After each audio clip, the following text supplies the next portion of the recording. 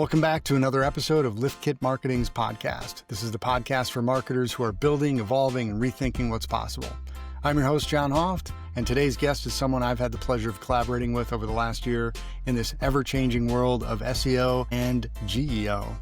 Adrian Dahlin is the founder of Search to Scale, an agency focused on helping brands win in both traditional search and what he calls generative engine optimization. He's a strategist, a data nerd, and a classically trained musician. In this episode, we'll be talking to him about how SEO is evolving, why authority matters more than ever, how Reddit became an unexpected secret weapon, and what it really means to show up in an AI-powered search result. This one's packed with insights and practical perspectives, so let's dive in. Hey, Danielle, how's it going? Great, John. I finally tried Nano Banana, and I was so disappointed. Oh, no. Well, wait a minute. So what were you trying to do? Well, actually, I was trying to make a picture of us for this podcast, and all it did was put on some words on top of the image of us that I gave it. And I was like, I could have done this better in literally any other, like Microsoft Word. I could have done something more interesting. And it didn't even come up with try to come up with a name for the podcast that wasn't even anything. So I was just like, okay, change this out for, speakers or something like that, or microphones. And then it said, you have to pay. And I was like, I'm not going to pay. Yeah, you get one free photo, one free image generated, and that's it. Yeah, but so I don't know. I got another thing that uses Nano Banana, and I also was really disappointed. It's for video, and I tried that, and I was super disappointed. And so I'm coming to this conclusion that AI is not at this point yet where you can replace graphic designers and influencers, and I'm starting to really get jaded a little bit because I'm seeing maybe some industries that are really going to be affected, maybe opposite, maybe there is more of a need for them, but right now it's just the technology it's not working for me yet. I'm not really a fan. There's some, on Reddit, people will share their prompts, and some of these prompts are multiple pages long of so I'm not there yet, right? I've got some pretty advanced prompts, but nothing like what I'm seeing. I mean, there's a lot of thought and iterations that have gone on, and I'm thinking that's what's going to happen with image generation as well, is that so I have to think it's really going to come down to the prompts and the images that you feed it initially, right? Like when I've been using it, I've been taking actual images and combining them and then adding things to them. So maybe that's not as much of a stretch as trying to create something from scratch, but sure. Yeah. It sounds like I need to think a little bit more about my prompts. That's probably, but for now I'll stick with Figma, Photoshop and the like. And Adobe's got AI kind of built into it as well. So, the images you get there, you can enhance. It's not that great, but that's my 2 cents on it. I think we have a little bit more ways to go. Maybe in 10 years I'll use it and I'll be a huge fan. Right now, Good. I trust my hand a little bit more. Yeah. Well, I think graphic designers with all their knowledge and experience are going to be the ones that are going to be able to produce the most advanced things out of these types of platforms. Us without a lot of graphic design experience probably, are going to fumble around a lot more than they would. So it's just kind of that's how I kind of think AI is it's just going to take who you are and give you that next level, that boost, to get you to a more enhanced version of yourself and the content that you output, whatever. Right. But anyway, I'm excited about our guest today. This is a person that I've maybe only known within the last maybe 7-8 months, but I've got to work with him closely on some SEO projects. And as you know, that SEO space is really dynamic right now. Search behavior, all of it's changing. And he's got a great journey. He left his, corporate gig and is now doing things on his own, launching agencies, helping marketers. And so I thought it'd be great to have him on the show. I'm going to let him introduce himself. This is Adrian Dahlin. Hi, guys. Thanks for having me. Nice to have you. Super excited to meet you. This is our first time meeting. So tell us about yourself and how you got into marketing. Well, I'm Adrian Dahlin. I run an agency called Search to Sale, which has been doing SEO for about 3 years. And we are expanding right now to build a full service done for you SEO and GEO solution. GEO meaning generative engine optimization, or helping brands, B2B, helping brands get mentioned by AI. So that's what we do. I'm in Seattle, Washington. Big fan of fitness and music. How I got into marketing, is that what you want to hear about first? Yeah, let's hear how you got into marketing. It's assuming that there's a story, because there always is. I do want to hear Yeah. about the fitness and music stuff too, though. Yeah. What kind of music? All over the map. I'm classically trained on the piano, No way. sang, musical theater, choir, a cappella. I was in a really good a cappella group in college that toured and won awards. I played in the jazz band, dabbled in many instruments, very musical family. And now I go to lots of live music and I still play the piano. And SEO. And SEO. Yeah, so there definitely is a story there, because it sounds like you definitely could have had a career in music. Is that true? My parents certainly think I could have. I never tried after high school. I mean, I sang a cappella in college, but that was it was a hobby. I never considered music as a career. Though I'm honestly considering it when I finish kicking ass in the agency building world and sell my agency. It'll always be there for you. I am dreaming a lot about going fully into music. Well, we definitely want to hear about that journey and support you on that as well. Thank you. Let's get back into then, how did you get into marketing? Yeah, it was by accident. So I did not study in college anything related to business or computer science or entrepreneurship or marketing. I was political science and environmental studies major, double major. And as I graduated from college, I won this fellowship to fund a project for a year of my own design. And a friend of mine, right at the start of that process, a friend of mine was like, bro, this thing you're doing, it could be a business. It doesn't have to be just a 1-year project. And that was an entirely new concept to me. I thought the word entrepreneur was incredibly pretentious at that time. I remember a classmate of mine in college who called himself an entrepreneur as a sophomore at college. I was just like, what are you talking about? What is that? Why would a 19-year-old call themselves an entrepreneur? But despite my judgments, I became an entrepreneur and spent ultimately 2 years trying to change the world through a tech startup. It's basically like a green LinkedIn, sustainability careers, both online and offline. And I had a technical co-founder. So he handled building the software, and it was my job to just learn everything else. And so I was reading the HubSpot blog. We're talking 2011. I was going to conferences, and I was just learning by doing. And I always had a pretty data-driven approach to things. I would track performance in Google Sheets. And so I was kind of doing performance marketing without knowing that's what it was called. And when that entrepreneurial chapter closed, I looked at what I had learned. Now I was 25 and applying to jobs for the first time ever. And I looked at what I had learned and was like, oh, I did a lot of marketing, and that was kind of fun. And so I just applied to marketing jobs and ended up getting hired as a director of marketing at a small nonprofit. So you got that role as a director of marketing, and then did you feel like you were learning on the spot again, or were you just was it easy?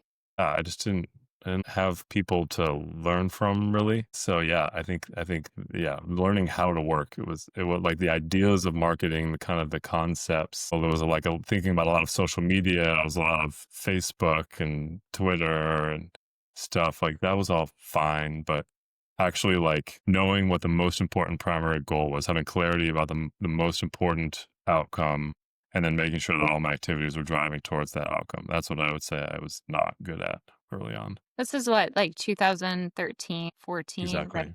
I think about where the world was, that things were a lot different. You didn't have Facebook. I think Facebook pages was just becoming a thing around that time. So it wasn't a lot of the same tools. It wasn't all of these blogs on marketing like there are now, and different opinions and things. So it may have, it was also you were kind of building a roadmap as well, because digital marketing itself was like something that people were just starting to be more vocal about, I think.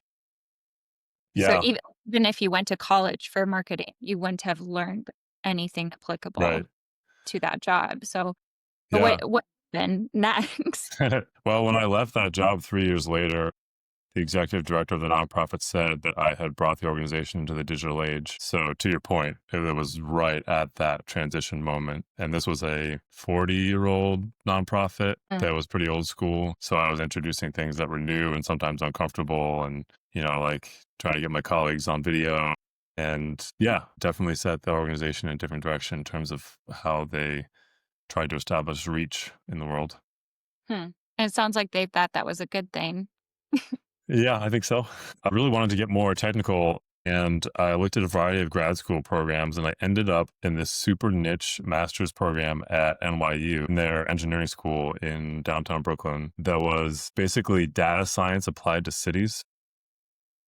Mm. So I had been in college, like with that political science and environmental studies combination. I was kind of studying, like, I was always interested in cities and studied urban planning a little bit. And I was also involved in local government in my hometown on like sustainability boards. And I was like, oh, this is an opportunity to learn about data science and then apply it to a domain. And I may or may not end up working on urban problems for my career, but at least I'll be working on interesting problems during grad school while learning these technical skills that I want to gain for whatever I do. Wow. That's like such a swing Yep. again. Yep. It's something that John and I are seeing, this repeated pattern of the marketing type is, multiple interests and trying different things. And so I'm curious, you're not in this now, you're not using, or maybe you are using data science. A Like, little bit. yeah, what? Yeah.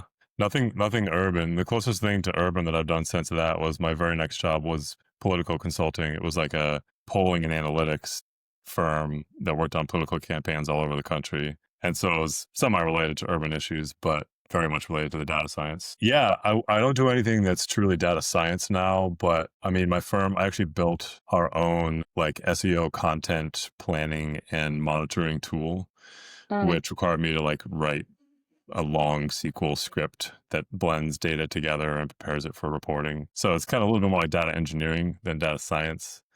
But I'm definitely still dealing with large quantities of data on a regular basis.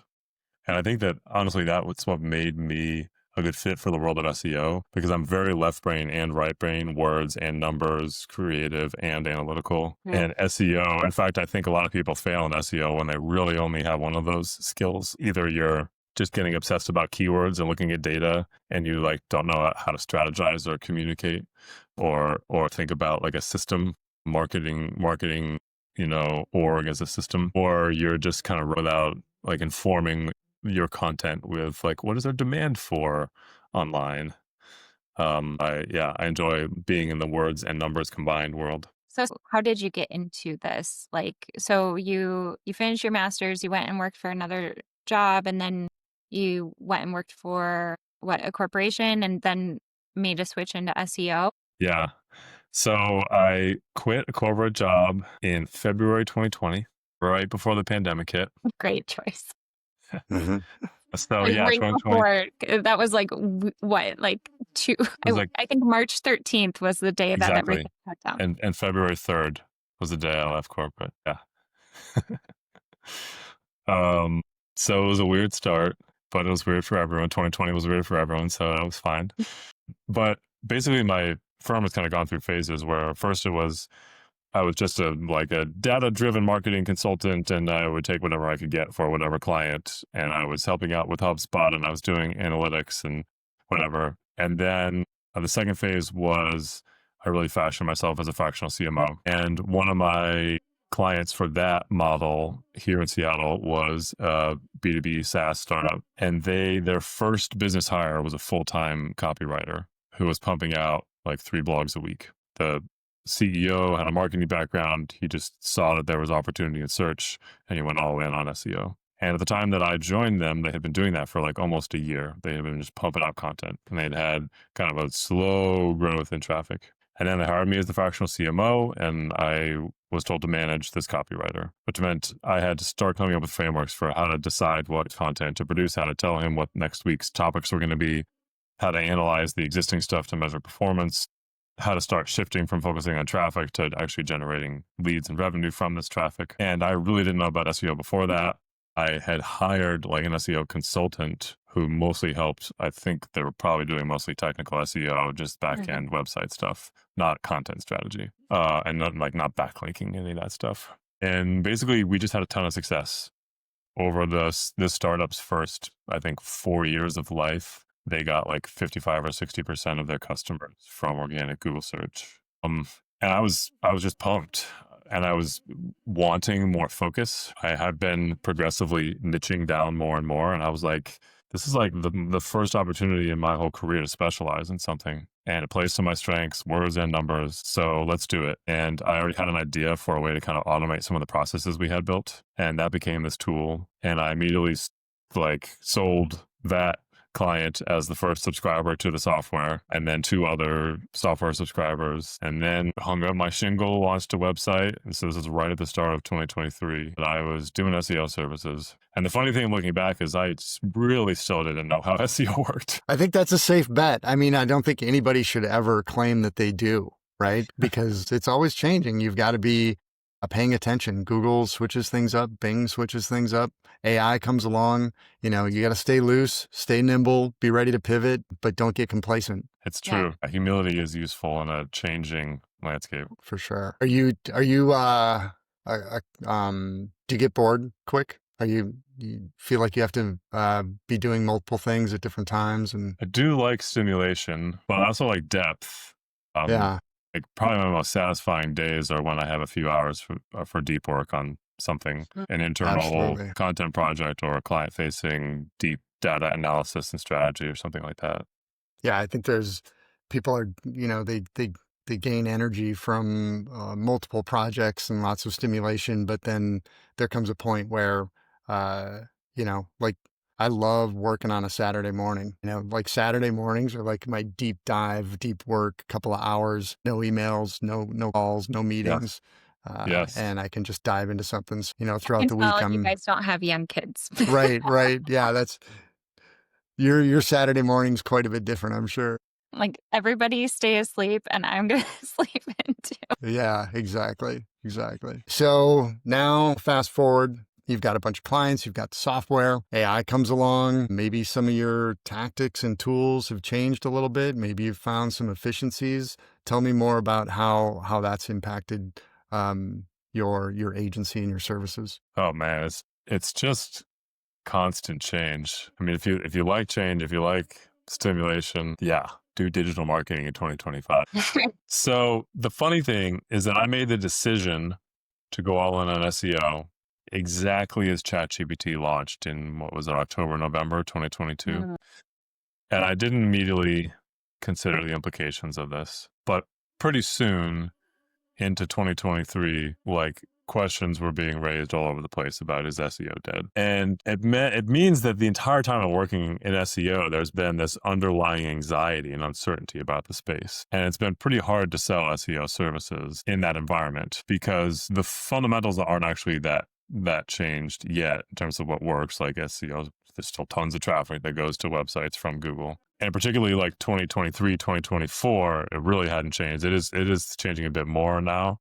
But for the first kind of 2 years of our ChatGPT era, SEO didn't really change that much. But there was just uncertainty. People were afraid. And because they didn't know what to expect, they were tending to just invest in different channels. So it's been a pretty weird time to be focused on this. And at times I was pretty discouraged about my choice. Like, did I bet on the wrong horse here? And then, okay, first, before I get to kind of the fun light bulb moment, how was I using AI during that period?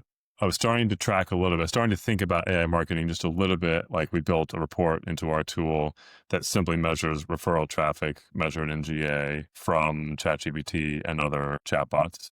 So that was like an easy thing we could set up to just see what was happening without pressing our thumb on the scales at all yet. just observing what was happening. And then starting to use it internally, experimenting with using it for content production, which was pretty terrible for the first couple of years. And then using it a little bit for like analysis and workflows and stuff. But the really important moment came a few months ago. So I want to say, pretty recently, actually, like June, July, I had just kind of a revelation that AI chatbots as an interface are going to be around for a long time, and usage of them is going to grow. And for at least like a 5-year time frame, maybe a 10-year time frame, I think this is just going to grow. Eventually, other interfaces will probably take over. I think that like straight up voice interactions are going to be a big thing in a little bit more distant future. Like But AI interface on a website, like you go to a website and you get a pop-up, or are you talking about something else? I'm talking about you just talking to your phone instead of opening Okay. apps at all. Are you talking to your glasses? I don't know. You're talking to a necklace. I don't know what the exact hardware is going to be, but the interaction is going to be conversational voice with an AI. That's my longer term expectation. But there's going to be a while before then in which like this chatbot interface is going to be huge. So that just like realization is kind of obvious, but just pondering that made me suddenly have a confidence. Like, okay, if I can figure out how to help people get mentioned by AI, that's a good bet. That's a good medium-term bet as far as a service for my business to be focused on. So immediately there, I had confidence that I hadn't really had in SEO for the previous couple of years. Then at the same time, there's starting to be an emerging consensus about how it actually works. We still definitely don't know, exactly what drives mentions in LLMs, but there's growing research, and basically we have more and more correlation. We don't know causation, but we have more and more information about what correlates with brands, people, products getting mentioned in LLMs. And so there's at least enough information to know what's worth trying. So believing in AI as a marketing channel and feeling like I have my head wrapped around some things that are worth trying on behalf of my clients gave me just a lot of confidence and excitement about building a business around that. And that basically leads me to what we're building right now. Yeah, let's talk about what you're building right now. And I'm also kind of curious. I mean, I'm seeing on LinkedIn and even just with clients too, like in the world that I'm in, but people just like, isn't SEO dead? Just not really prioritizing it, wanting just the quick wins versus like any long-term strategy. So I could see that it would be really difficult to convince anybody that they do need SEO right now when they're like, isn't that being replaced? Isn't like people now, there's even more ambiguity around what SEO is going to mean. But I would love to hear more about like, are you growing and what are you doing right now? And are you experiencing any of those challenges with trying to convince people to even purchase what you're selling? Yeah. Okay. I'll tell you first how I'm framing the whole offering, and then I'll tell you how it's going. That's your pitch. Yeah. So my current understanding of what all this is, if you look at kind of a combined world of SEO and GEO, we'll call it search, because I think fundamentally when we're talking about getting mentioned by an AI, it's still a search. So the person is conducting a search for something. So we still call it search, even if we're not talking about a search engine like Google. So the world of online search, and I'm really in B2B, that is now an authority game, because traditionally marketing, if you're like creating a go-to-market strategy for a new business or a new product, you're probably thinking of a channel strategy where you're looking at these different channels and you're picking whatever the right mix is for what you're selling. And then you jump into those different channels. And I'm defining a channel as a place where supply and demand, customers and companies interact. And if as a marketer, you kind of use a certain playbook, you can do well. But AI is not a channel because the supply side is not there. It's just the demand side. It's just the consumer who's looking for something, interacting with an artificial intelligence that is combing the web and coming up with some answer to that query. And the best understanding I have of how it's picking those answers is about authority. It's coming up with an assessment of the authority of the options. If you think of like a B2B search where you're looking for a product to fulfill some need and you're researching the best options in an LLM, that AI is looking around the web to see who has the greatest authority on this topic. And my formula that I'm working with right now for AI authority is AI authority equals domain authority plus brand authority. Yeah.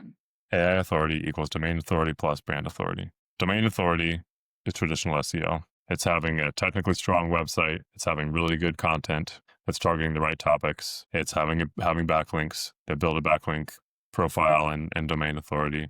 That's the domain authority. Then there's the brand authority, which is all the offsite stuff. So that's Reddit, that's reviews, that's social media, that's Wikipedia, that's earned media, that's like niche media sites, and whether or not you're being mentioned by these signals of authority. AI is looking for signals of credibility and authority. And if your brand is in the conversation, if your brand is tied to its product category, you're gonna get mentioned in those answers. So now I'll tell you like how it's going. Yeah, we're pretty much entirely B2B. We have ended up largely selling through fractional CMOs. Those are like the relationships that have become really valuable, and where we just become the like go-to SEO and content partner for them as they go from client to client. And the interesting thing is, I talked about how selling SEO has been hard for the last couple of years.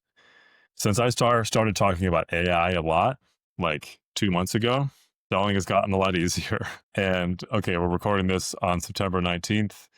This is already my second best month ever for sales in like 5.5 years. Congratulations. Thanks. The weird thing is that I'm still mostly selling SEO and content strategy services. Just as you always have been, right? Yeah. For the most part, it's just, taking a new approach, acknowledging what's happening and preparing for it.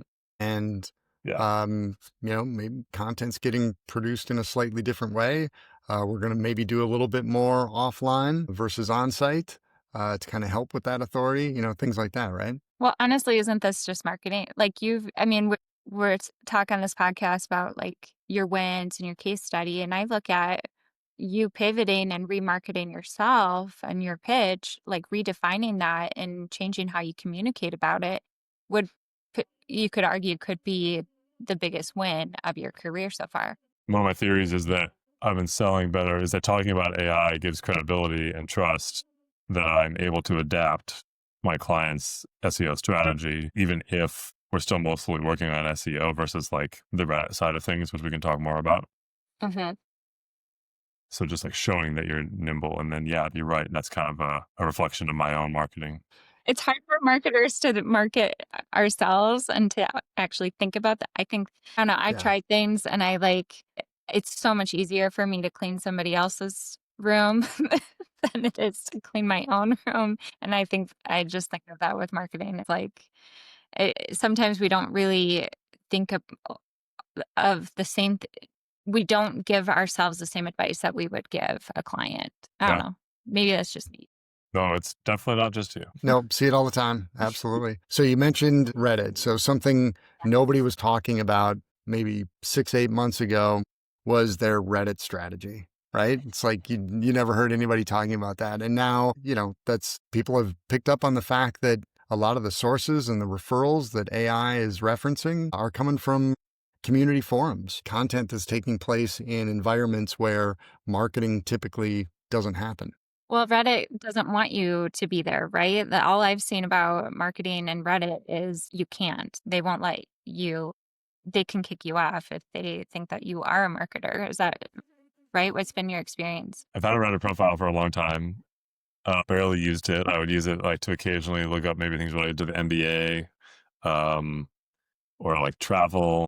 Never thought about Reddit as a marketing platform. But here's the thing, John. No one thought about it before. But that's just because we're all a bunch of sheep.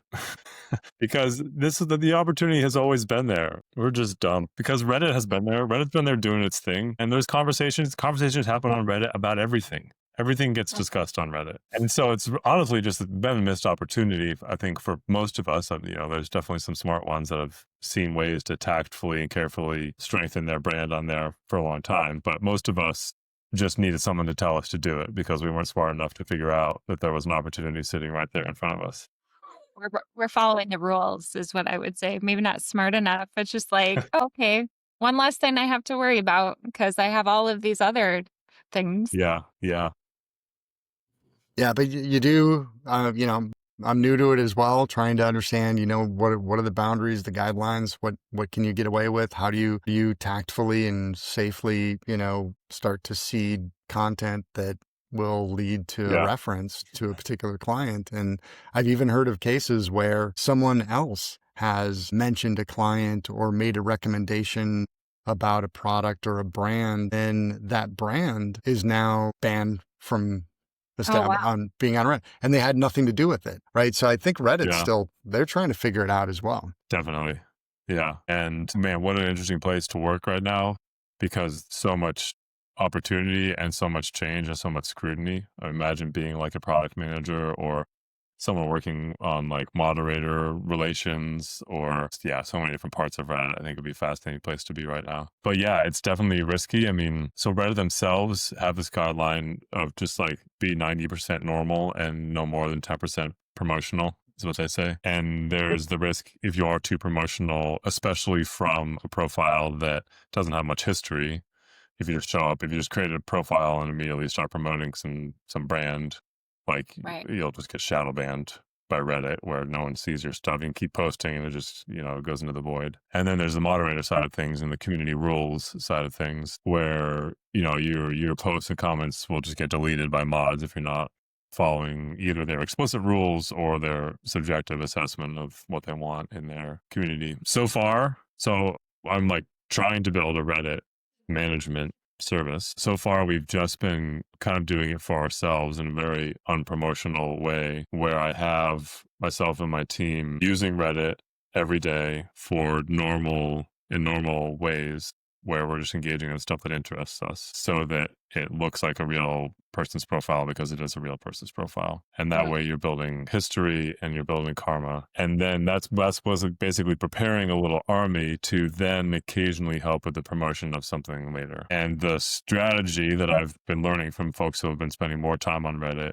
than I involves a mix of like three pieces. There's for some brands owning your own subreddit.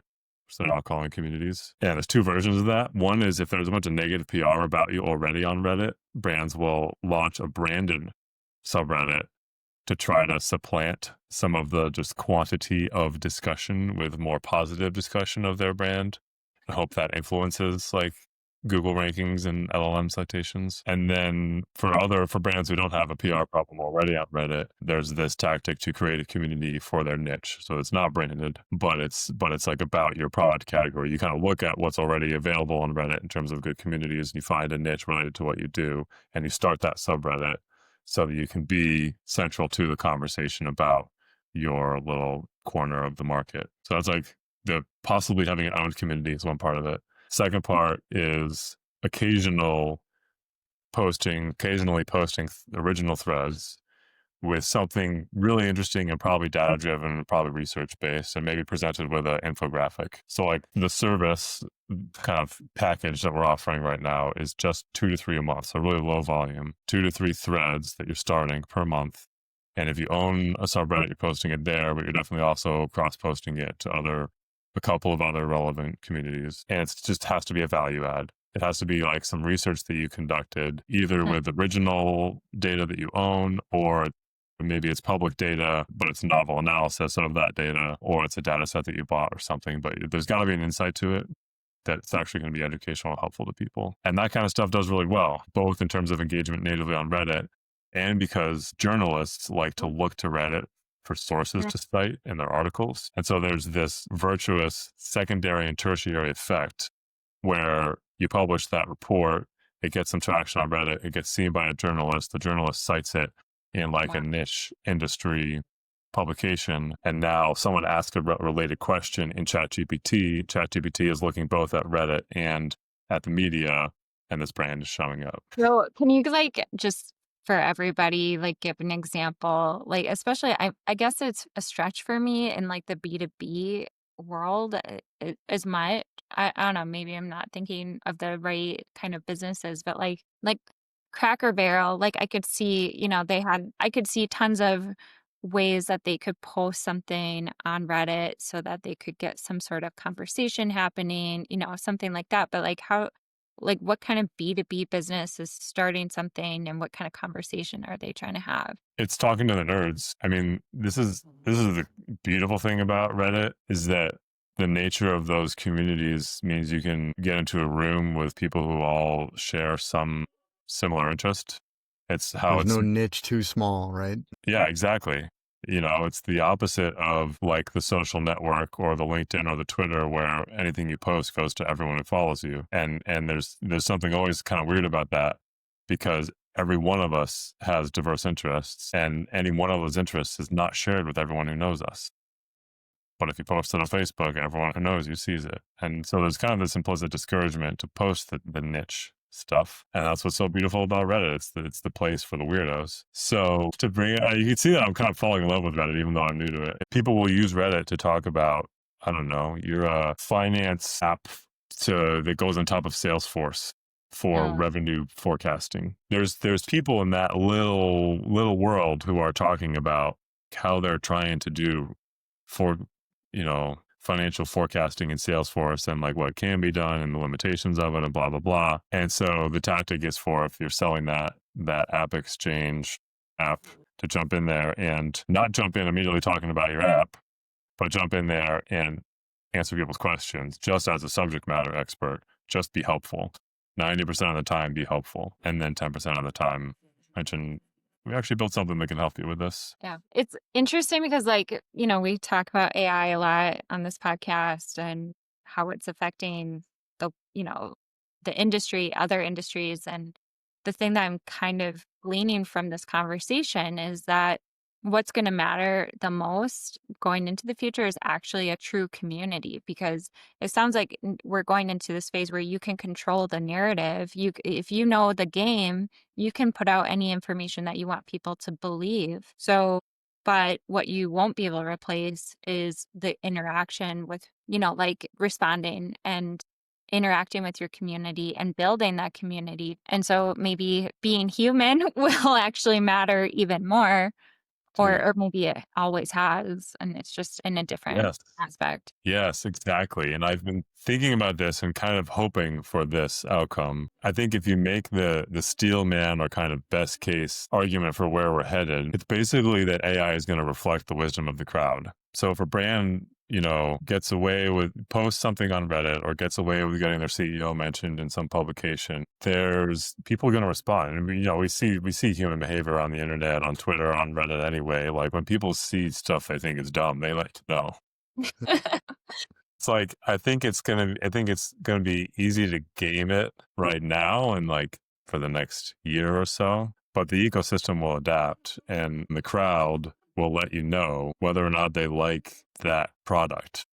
Yeah. And it's gonna be hard to get away from, if your customer service just sucks and everyone is complaining about it. Like it's gonna be hard to avoid those negative reviews, and AI is gonna see that. Yeah, you're gonna put a new spin on fail fast. You will just fail fast. Right.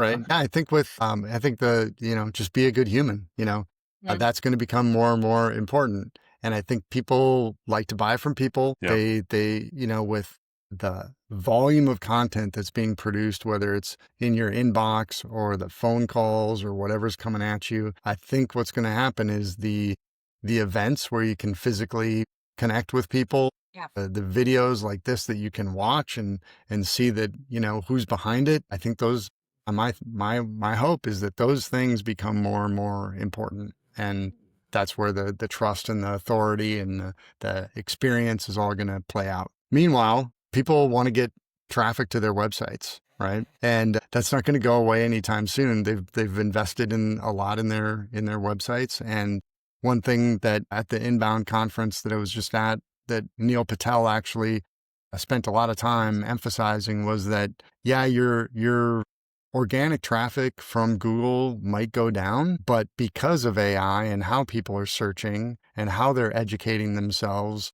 on your product long before they even show up at your website, the traffic that you are going to get to your website is going to be more qualified. And at the end of the day, you should really just focus on conversion. Pay attention to that, because I think he's got a point. I'm going to get information from a lot of different sources. And by the time I get to your site, I've narrowed you down to like one or two choices. Yeah, people are more direct traffic, more selective potentially. Yeah. There's less time in that discovery phase. Or it's when we talk about Reddit, this is kind of silly, but like I've actually changed how I do my laundry because of a Reddit thread. And I was just like, am I getting scammed with this product that I keep buying? And I went on Reddit and yeah, like everybody's like, yes, it's actually hurting your clothes. Stop using it. This is what you should do instead. It's just like something so silly, but like now it's like I've completely changed my whole behavior just from this one thread. So I can see how like, yeah, people are going to just make decisions quicker with their purchasing. On that note, I have a rough theory about what you guys were just talking about and a distinction between B2B and B2C, which is like, I think Neil Patel's advice there. It's good for companies where you ultimately have to buy from them on their website. So a B2B company where it's like you're not going to get their service or their product unless you go to their website and sign up or book a meeting with sales, whatever, Right. then yes, that person searching for that solution is ultimately going to click on one of the options they learn about in the AI interaction. And then, yes, they're going to be well qualified once they get there. So yeah, build your site to convert well with that like highly engaged, highly informed audience. My loosely held different theory about B2C is that websites are going to be even less influential, even more less than they are now. And that people are going to be learning so much about products through AI interactions. The products that are going to win are going to be the ones with the easiest purchase path. And that's why you see Shopify talking with ChatGPT. I heard that partnership was like stalled because of privacy issues, but I without being a B2C expert or an e-com expert at all, I've heard some people making predictions kind of like this, that like just the role of the website is kind of going away. As you think about the idea of brand authority, and you think about people interacting more and more with an AI that's synthesizing the info on the web so the person doesn't have to do as much poking around the web themselves. I think that like actually purchasing within other interfaces. I mean, this is why, Instagram has been investing so much in in-app checkout for years now, because just people buy more if it's easy. Well, when you're looking at Google Analytics, a marketer traditionally was like, ooh, they spent more time on our website. That's good. And in e-com, that's actually not necessarily a good sign. It's, oh, they were able to make a purchase of exactly what they wanted in less than a minute. Awesome. They didn't think that like it's about reducing friction. And so you would never look at duration unless it's, like under a minute, but you're going to look at more of the conversion value metrics. And so it's just such a difference in like what we've been trained to think about, what Google cared about in the beginning. SEO was making sure your bounce rate was low and your duration was high. It's just everything's changing and continues to evolve. So it's just interesting that what I hear, I'm on the e-com side and I'm not a huge fan of Amazon, more because of an ethical issue, but talking to consumers, I'm always just amazed that they're like, oh, I just love Amazon because it's so easy to just purchase. I'm like, have you gone to any other website? Have you gone to my clients' websites? Because we make it so easy. Just come on over. It's so funny to me. I don't know. But that's because it's not just about easy to purchase. It's easy to discover, Yes. easy to make a decision about what to buy, and easy to purchase all in one on Amazon. So, Adrian, this has been really, really interesting. I think we could talk forever. And it sounds like you're really at the forefront of SEO and what you're doing. And it's been interesting listening to your story of how you went from being a musician and a data analysis, political science, and to entrepreneur, and maybe back to musician. We'll see. We want to follow that journey for sure. Yes. We'd love to ask at the end of the podcast, who do you think is like doing a really great job in marketing? The whole point of this podcast is to lift up marketers.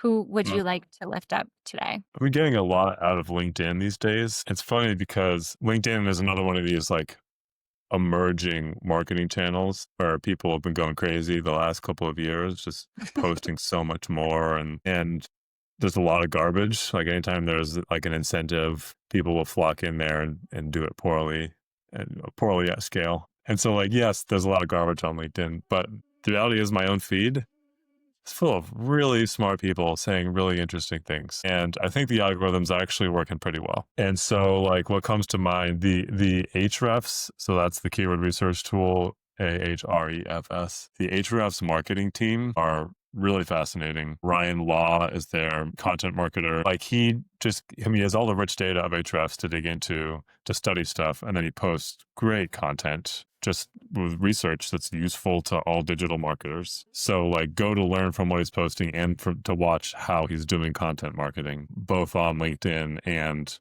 how the content is leveraged on their blog. So that's Ryan Law. And then his boss, the CMO at Ahrefs, is also a good follow. Tim, I don't know how to say his last name, Sulo, something like that. I guess those are the two that come to mind. My buddy Garrett Connell, he's the one who introduced John and me, actually. Yeah. He runs a LinkedIn agency. He's a good follow if you're in B2B and wanting to take advantage of the LinkedIn opportunity. Follow Garrett, and his agency is Influent. Awesome. Yeah. We may have to get him on the show at some point. Yeah. So like Danielle said, this was great. I really appreciate you taking the time. I've enjoyed getting to know you over the last year or so. And I know we've got one client that we're working with now, and I'm excited to see how that all plays out. And I'm sure there's more to come, but yeah, really glad we met. Thanks, Garrett, if you're watching. Thank you, Garrett. I appreciate that. Yeah. Like Danielle said, well, we're going to keep an eye on you. We're rooting for you. And thanks for joining the show today. Yeah, I always love a good conversation. So thank you very much for inviting me on. Absolutely. Hello, and thanks for joining the LiftKit Marketing Podcast. I'm your host, John Hoft, founder of LiftKit Marketing, a consultancy dedicated to supporting agencies and marketers with their digital growth strategies. And I'm the co-host, Danielle Schermerhorn, a former agency owner and current e-commerce specialist with deep experience across both brand and agency sides of the marketing world. Each week, we'll bring you conversations with marketing professionals who are doing great work, whether they're leading teams, building campaigns, launching products, or just figuring it out behind the scenes. Our guests will share their personal journeys, the real stories behind their success, the challenges they faced, and the wins they're most proud of. We'll also hear what's next for them and what they see on the horizon for the industry. At LiftKit Marketing, we believe in celebrating people, recognizing great work, and lifting up those who are making an impact. Thanks for tuning in. We hope you enjoyed the episode.